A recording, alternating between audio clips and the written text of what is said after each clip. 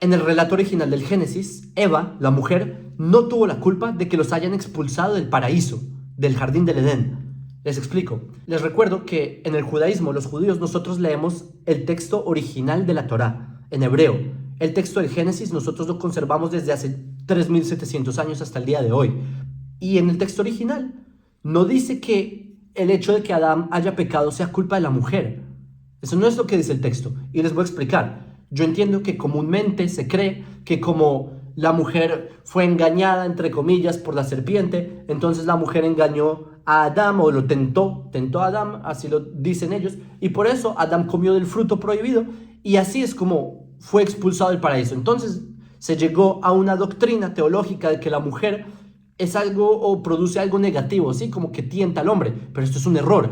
Paréntesis, eso es uno de los principales fundamentos en la religión occidental, en la rama particularmente del catolicismo, donde existe un concepto llamado el celibato, que es distanciar al hombre de la mujer, y es en base a esta doctrina, porque ellos parten de la suposición de que como la mujer tentó al hombre, entonces la mujer produce el mal al hombre, ¿sí? Y por eso es que hacen un distanciamiento entre hombres y mujeres, aquellos hombres que deciden ir en los caminos de la Biblia, ¿sí? Entonces por eso es que distancian de la mujer, porque la mujer se considera algo negativo en este aspecto. Pero eso no es lo que dice el texto del Génesis, es que ahí no dice eso. Y les explico. Y por favor, lean ustedes mismos. Al final del capítulo 2, en el capítulo 3 de Génesis, ¿sí? De Bereshit, ¿qué dice ahí? Que la prohibición de comer del fruto era para Adán, no para Javá. Para Javá es en hebreo, para Eva en español. La prohibición la tenía el hombre, no la mujer. La mujer no tiene nada que ver ahí. ¿Qué pasa? Que la mujer toma el fruto, etcétera, y la mujer le da a Adán. Ahora, les voy a hacer una pregunta. Adán tuvo la culpa de haber comido el hecho de que le hayan dado una fruta. ¿De quién es la culpa? ¿De él de haber dado un mordisco o del que le dio la fruta? Pues, como se nos enseña en el judaísmo, el ser humano tiene algo llamado libre albedrío. El ser humano decide su conducta. ¿Y qué pasa acá? Que Adán, siendo él el de la prohibición y no la mujer, el que tuvo la culpa de haber comido fue Adán, porque bien Adán pudo haberse controlado, y ese es el valor del libre albedrío. Esa es digamos, lo que trasciende al ser humano de, digamos, los animales. Los animales no precisamente tienen libre albedrío.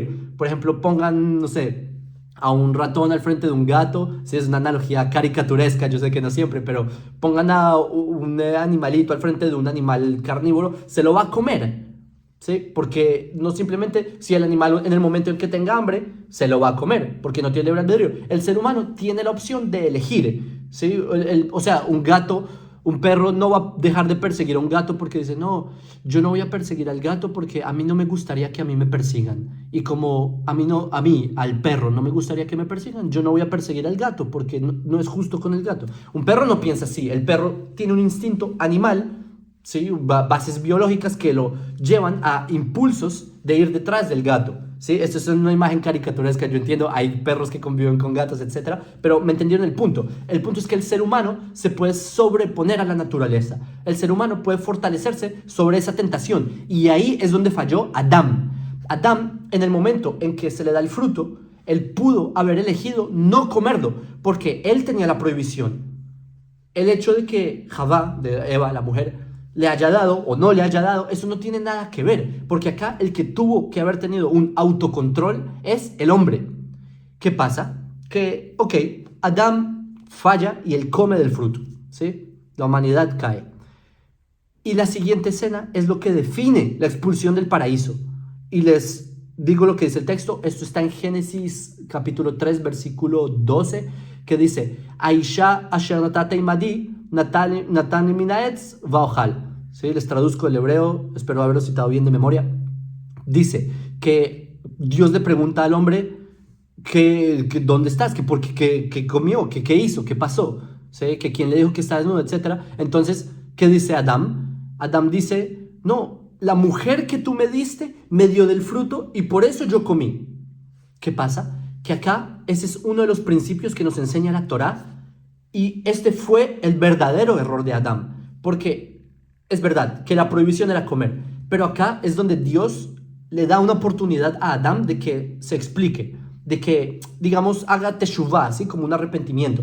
Pero ¿qué hace Adán? Adán, en vez de aceptar que él hizo el error y él cayó, él se pone a culpar a la mujer. Y no solo se pone a culpar a la mujer, lo hace de forma desagradecida, porque él le dice a Dios, Dios, la mujer que me diste, ¿sí? Ahí ya está siendo un desagradecido, porque Dios le dio a la mujer para que Adán no esté solo, etcétera, con su complemento, y que dice, la mujer que me diste me dio del fruto y por eso yo comí. Es decir, acá Adán está culpando a la mujer. No solamente es que está siendo un desagradecido, sino que Adán está culpando a una persona que realmente no tenía la culpa del error de Adán. Es verdad que ella le dio la fruta, pero es que ella no tenía la prohibición. El que tenía la prohibición y el que debió haber tenido autocontrol es Adán. Y esto es lo que nos enseña la Torá. Por esto fue expulsado el hombre del paraíso. Y la mujer fue tomada también del paraíso para que Adán no esté solo. En principio la mujer no debió ser expulsada del paraíso, pero por culpa de Adán, la mujer fue expulsada junto con Adán. Esto es un paréntesis, es una enseñanza mucho más profunda con temas de Kabbalah, no me voy a entrar ahí, pero este es uno de los principios principales del judaísmo y les voy a explicar por qué es tan relevante y les voy a dar otro ejemplo que también es sabido. Esto está en Primera de Samuel capítulo 15 versículo, no me acuerdo, 25, algo así, que dice, ahí les cuento la escena, está el rey Saúl, que él había sido coronado y él tenía la orden de luchar contra el pueblo Amalek y él captura al rey de Amalek, a Agag, y él tenía la orden de matar a Agag, al rey de Amalek, y acabar con el ganado, etc. ¿Qué pasa? Que el rey Saúl no hace eso. Él mantiene el ganado y Agag también lo mantiene con vida. Cuando llega más tarde el profeta Shmuel, llega Samuel, el profeta, y él ve el ganado, él ve a Agag en vida y le pregunta al rey Saúl, ¿por qué lo dejaste vivo? Tenías una orden de la Torá de acabar con Agag. ¿Y qué dice Saúl? Él entiende que sí hizo un error y él dice, he pecado porque me dejé llevar del pueblo, porque escuché la voz del pueblo. ¿Entienden? Acá y por eso a Saúl se le quitó el reino. Porque Saúl culpó al pueblo en vez de él asumir su responsabilidad como líder del pueblo. Entonces él se pone a culpar, no, es que yo escuché lo que me dijo el pueblo y me dejé llevar, y se puso a culpar a los demás. No tuvo esa responsabilidad de asumir el error. Y por eso es que el rey Saúl se le quita el reino, luego llega Samuel, acá con Agag, etc. Por otro lado, ustedes tienen a otro rey, que es el rey David. Cuando el rey David, él comete el error con Bathsheba, ¿sí? Que no hace el juicio a Uriah, etc. ¿Qué pasa? Que cuando viene el profeta y le pregunta por qué hizo eso, David, ¿qué dice? Es verdad, pequé, hice un error. Y el rey David no se pone a culpar a los demás, no se pone a culpar, no es que Bathsheba esto, no es que esto, sino que el rey David asume su error. Y por eso David no solamente es recompensado con que siga su reino, sino que sigue su reino de que del rey David vendrá el Mesías cuando llegue, ¿sí? Del rey David descenderá el Mashiach. Es decir, vean la diferencia tan enorme. El hecho de que el ser humano no asuma la responsabilidad de sus actos conlleva a que el mundo no progrese como el plan quiere Hashem. Pero cuando los seres humanos, nosotros somos responsables de lo que hacemos en el mundo, de nuestras acciones, de lo que ocurre, ahí Hashem nos da la recompensa y así es como el mundo va funcionando hacia una convergencia positiva. Y por eso el rey David fue recompensado y por eso Adán fue castigado, es decir, la humanidad entera fuimos castigados, sí, Adán. Estos son conceptos profundos, no me voy a entrar ahí, pero el relato del Génesis, por favor, no se lo tomen de forma tan simplista y tan literal, de que había un señor con taparrabos en un bosque y se comió una fruta porque una serpiente habló con una mujer. Es muchísimo más profundo de eso, entiendan, estos son sobre la esencia humana, el hecho de la tendencia humana de querer culpar a lo externo en vez de asumir la responsabilidad. ¿Entendieron mi punto? ¿Qué pasa? Que en nuestra vida diaria nosotros hacemos eso todo el tiempo. Nosotros nos ponemos a decir, no, a mí me va mal porque la economía está mal. Es la economía, es la injusticia, ¿sí? Son los políticos. Todo va mal en la sociedad porque son los políticos. Sí, hay mucha violencia porque la educación y el sistema educativo y yo no sé qué cosas, y me pongo a culpar a otros. O tuve una niñez X y Y y Z, y como mi niñez entonces es culpa de mi niñez y no soy yo que puedo cambiar, no soy yo que puedo mejorar, no soy yo que puedo buscar alternativas, no soy yo que puedo trascender, ¿sí? Solo vean cuántas personas que vinieron de los lugares más oscuros, más difíciles y han avanzado, han progresado, han ayudado a la sociedad. ¿Y cómo? Dándose excusas, poniéndose a lloriquear porque otros no hacían, ¿sí? Entonces, esto no es lo que ocurre en la ideología de la Torá. La Torá nos viene a enseñar que ustedes tomen las riendas de su vida. Ese es el principio del libre albedrío. Y Hashem, Dios, nos pone los contextos para que nosotros podamos trascender al contexto. Ese es el punto. Eso es porque Hashem, Dios le pregunta a Adán, ¿dónde estás? Tú puedes trascender, levántate, solo sal de ahí. Y por eso está escrito en Proverbios, capítulo 24, versículo 7, que el justo cae 7 veces, pero se levanta. ¿Qué significa? Que los justos, las personas que hacen justicia, no son las personas perfectas. No hay nadie es perfecto. Todos son potenciales a caer en el camino, a fracasar en algo, a cometer un error. Pero lo que diferencia al justo de los malvados, digamos, o de los que no son justos, es que el justo, aunque cae, porque el justo también cae, y es normal como un ser humano, la grandeza del justo está en que él se levanta. El justo no se queda en el piso culpando, no, es que es el obstáculo, la adversidad. No, el justo se levanta y se sobrepone y continúa adelante. Y si se cae 7 veces, 7 veces se va a levantar y va a seguir adelante. Esa es la grandeza que Hashem le dio al ser humano. Entonces, cuando yo escucho, digamos, doctrinas como, no, es que el diablo tienta al mundo para que las personas hagan el mal, ¿sí? El diablo es el culpable de lo malo. Perdón, señores, ¿y dónde queda el libre albedrío? ¿Acaso los seres humanos no somos los que elegimos hacer el mal? ¿Elegimos ofender? ¿Elegimos aprovecharnos de los demás? ¿Elegimos hablar mal de otros? ¿Elegimos cosas peores? No les voy a decir, pero ya saben, lo que hace la humanidad que no es correcto. Entonces, no, es el diablo. Si el diablo se le metió a uno el corazón, un espíritu, un demonio, entonces uno es una marioneta que lo controlan. Eso no es lo que dice la Torá. La Torá te da el libre albedrío.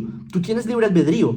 Tú puedes transformar la humanidad y tú te puedes transformar a ti mismo. Entonces, por eso, recapitulando lo que hemos hablado, a Eva no se le culpa.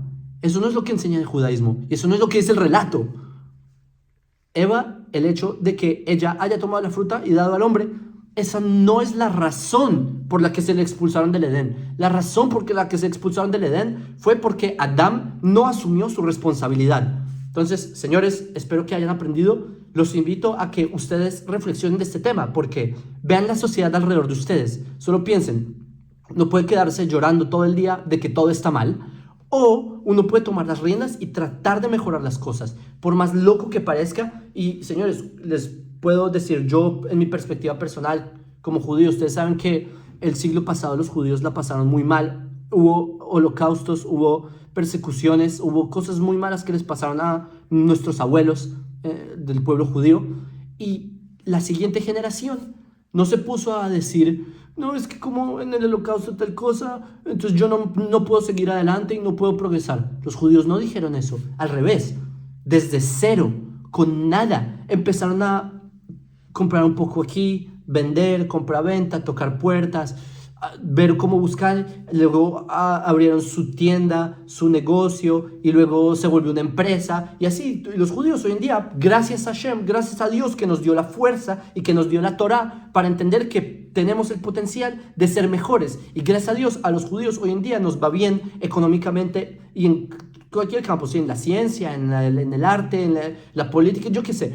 Pero es por el hecho de que no nos quedamos llorando con brazos cruzados en una esquina, quejándonos de los demás. Entonces, por favor, tomen este ejemplo, porque las sociedades del mundo dependen de ustedes. Entonces, yo quiero particularmente decirle a los noágidas, los Benei Noach, que recuerden este mensaje, porque es muy fácil quedarse diciendo, no, es que la sociedad alrededor mío son idólatras. Entonces, como son idólatras, yo me tengo que quedar en mi casa encerrado sin hacer nada. No, señores, transformen el mundo. La sociedad depende de ustedes. En sus manos, en su cabeza, en su imaginación, en su en sus palabras, en lo que ustedes hacen. Transformen el mundo. Hashem está con los Benei Noach. Ustedes están con Hashem y por eso Él los va a acompañar. Besat Hashem, que ustedes tengan éxito. También un saludo a todos desde Israel y siempre traten de ayudar al mundo y sean buenas personas.